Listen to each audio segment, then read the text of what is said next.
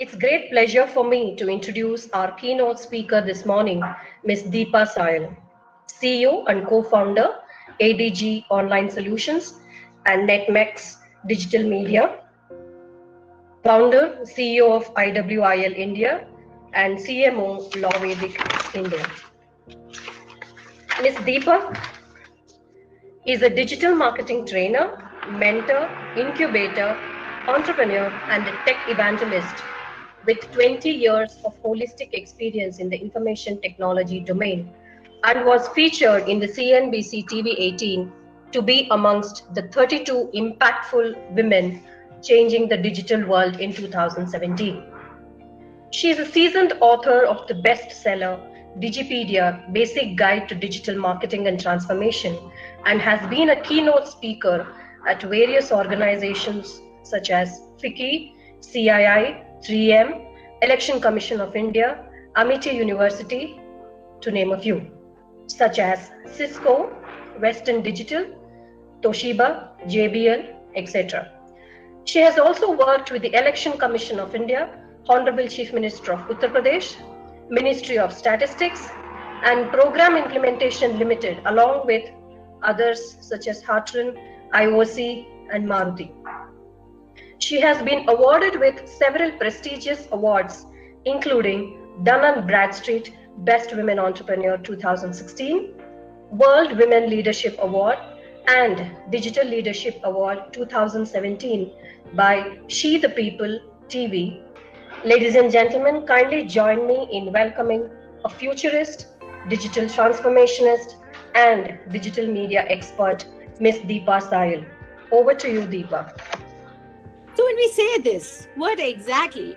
At least 40% of all businesses will die in the next 10 years by doing the single window policy, by giving a new edge to the entire structure. Students can use creativity, and so can the teachers be. Now I'll give you a very specific example.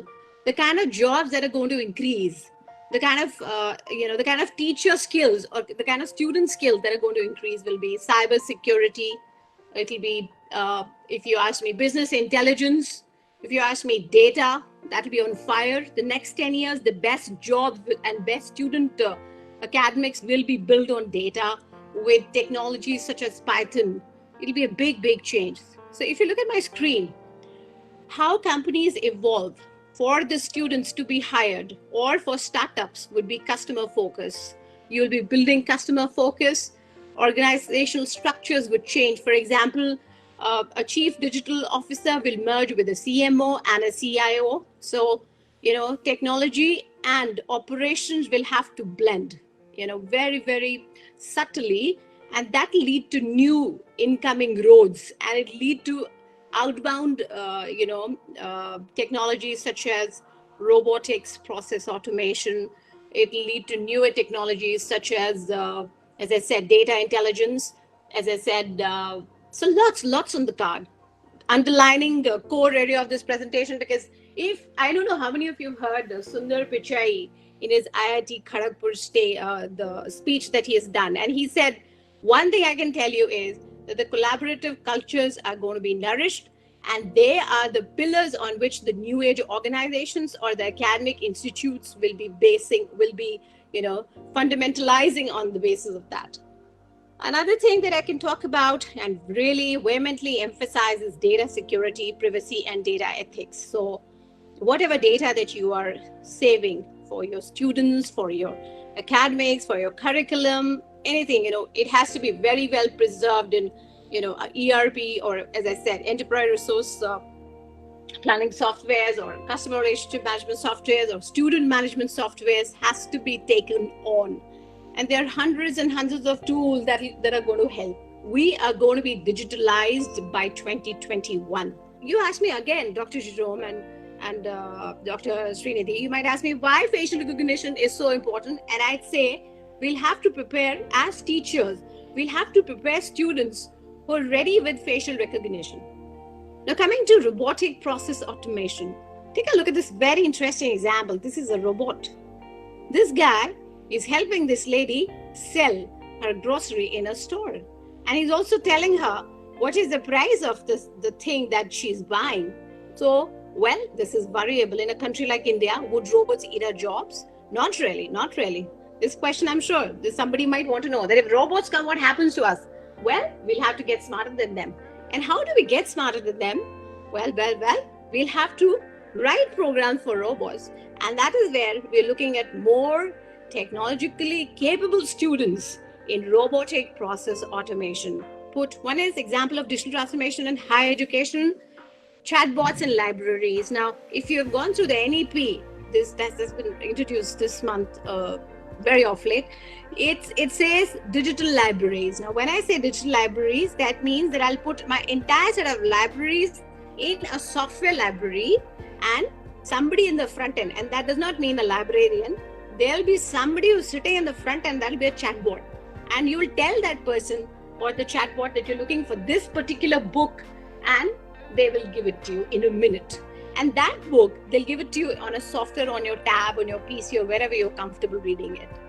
So that is one example of how digital transformation is going to come to colleges, universities, and the academics. Coming to this example of DT in higher education, digitally transforming decision-making with data analytics software. How many students in my college or my university are willing to take computer science as a subject? Would it be a good subject? What should be the fee structure?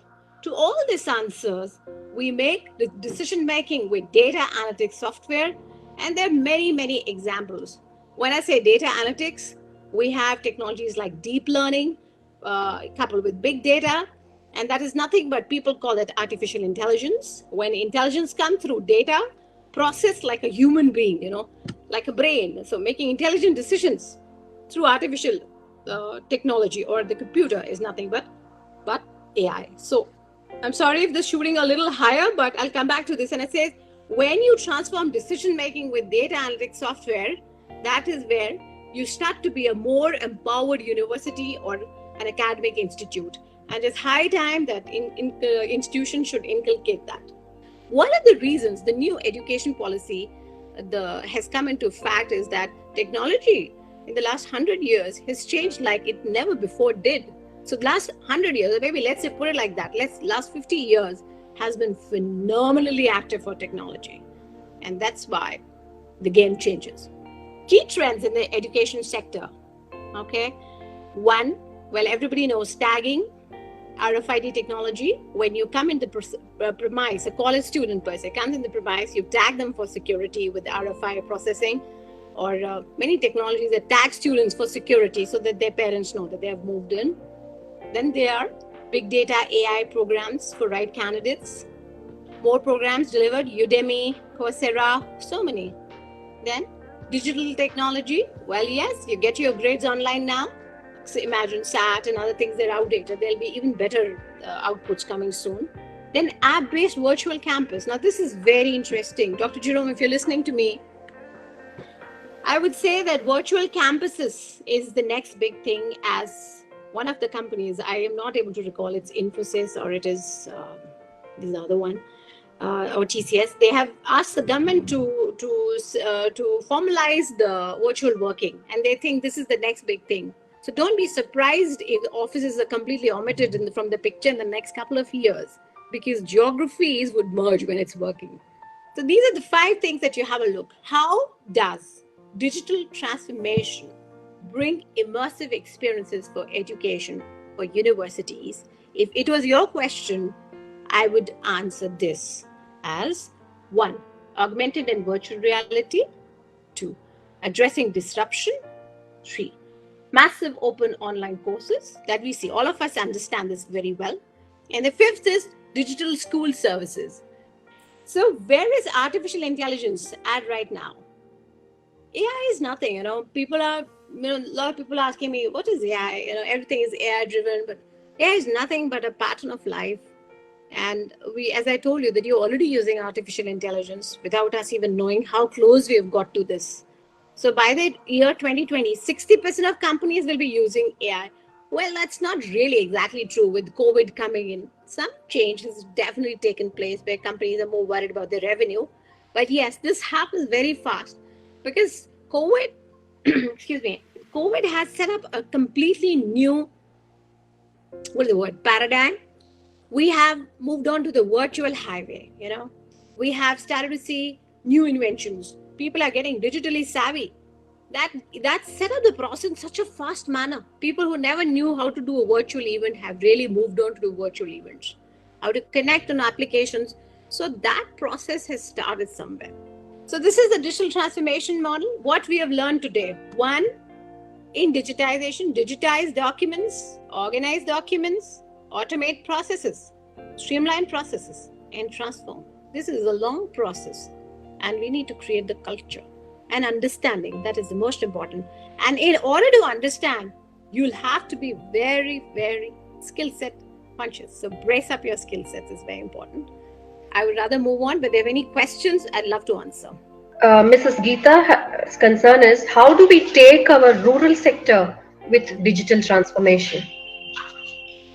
Very interesting, but as I said, हमारा जो पहला काम होना चाहिए, I'll switch to English. The first thing that we need to do is connect them, connect the rural sector. Once they're connected, then it's literacy, train. So level 1, connect the rural part. Level C cities, that is train them. What is Google doing? They are running schemes. Facebook's running schemes. That's what these large conglomerates are doing. They're teaching these people. And third is, give them tools. So I know there's some people who are using, techniques to understand better, how to do better cropping in agriculture, fisheries. So people are learning. There are many institutes and organizations who are doing that. Thanks, Deepa. Abhishek Biswas has a question. We have learned all the pros of artificial intelligence and automations. If things may be, what are the cons of artificial intelligence and automation that we should be concerned about? You're talking about automation per se? What is the question? Come again? So far, we've seen the pros of artificial intelligence and automations, right? Correct. We would like to see the other side of it. What are the demerits of artificial intelligence and automation? I don't think so. There are any demerits. I think this is all win-win. And imagine if I was to sit on a particular tool and have to compute data after hours and hours of, delving deep, put a model, then get an answer. I have Tableau. I'll just pull things together. In a minute, I'll give it to my boss. So it doesn't have any demerit. The only demerit is balance. I think the balance is the only problem. Nothing else. Okay. Suresh has one question. Mm-hmm. Does digital transformation create a collaborative learning environment which is present in the physical classroom? It depends. If you look at this particular span in the last 4 months, it's been a boon to all of us, isn't it? So while there's no match to face, when you say digitally collaborate, I'm sure your geography increases and number of people who bring learning to that curve also increases. So both have merits and demerits. So digital is, you can integrate APIs, so you can supplement your learning. I'll give you an example. You work on Trello, you can integrate the API with 3 more tools. You learn 4 more technologies. But emotionally speaking, face-to-face is a different touch that nobody can match. Ms. Deepa, at the outset, I would like to tell you that how grateful we are for your benevolent gesture of accepting our invite. Thank you. I love that. Thank you for being so humbling. Thank you. Yeah, your session on the paradigm shift in the academics industry from classroom learning to blended learning, embracing technology, is inevitable to all of us. It is heartening to realize that students will soon upgrade from classworks to cloud. Your insights on digitization, personalization, and its repercussions on specifically the education section or the education sector is very enlightening, in fact. Thank you, Ms. Deepa Payal, for an enlightening and educative session on digital transformation for effective teaching. We are certainly privileged to be a part of this learning platform. We appreciate your effort in simplifying this mysterious area, digital transformation, well clarified. Thank you so much on behalf of Indian Academy Degree College Autonomous. Well, thank you so much. I love coming here. Thank you to Dr. Srinidhi, Dr. Jerome. Thank you, Sangeeta, and everybody. And all I would want is that if you liked my presentation, do leave us a feedback or a testimonial. We'd love that. That is our motivation.